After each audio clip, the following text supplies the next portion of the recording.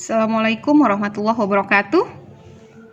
Saya Devi Trinelis, mahasiswa PGSD RPL dengan NIM 251186206275. Pada kesempatan ini, saya akan memberikan sebuah ceramah singkat tentang zakat dengan judul Harta yang Hidup, Jiwa yang Bersih.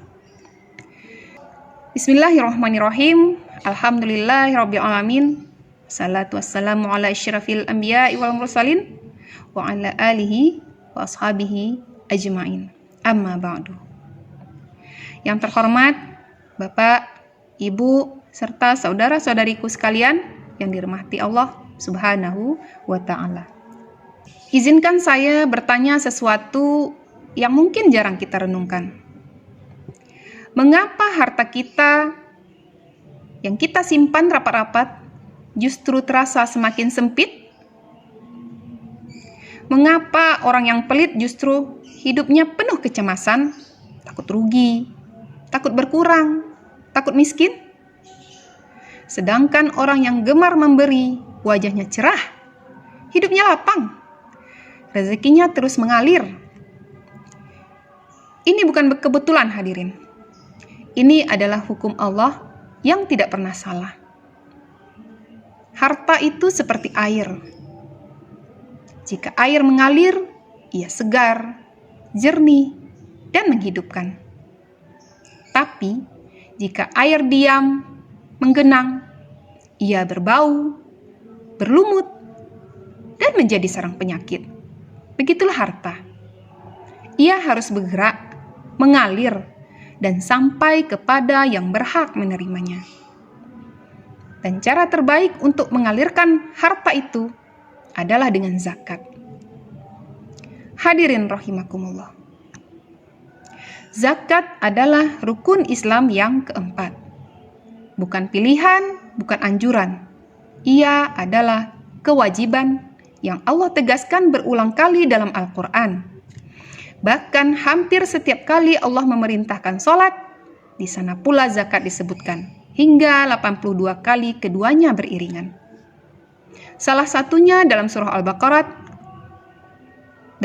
Al-Baqarah, ayat 43. A'udzubillahi minasyaitonirrajim. Bismillahirrahmanirrahim. Wa aqimus sholah wa atuz zakah warka'u ma'ar raki'in.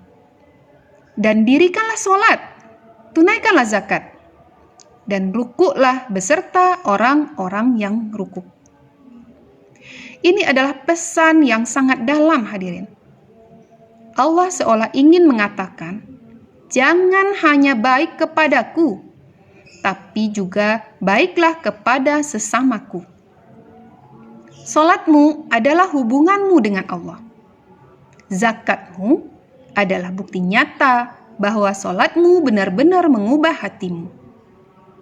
Namun, ada peringatan keras bagi yang mengabaikan zakat.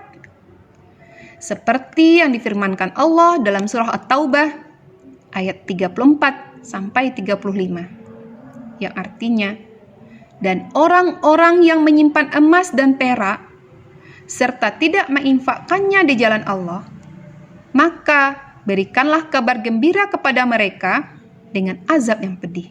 Na'udzubillahi min zalik. Kata berikanlah kabar gembira di sini ada sindiran Allah.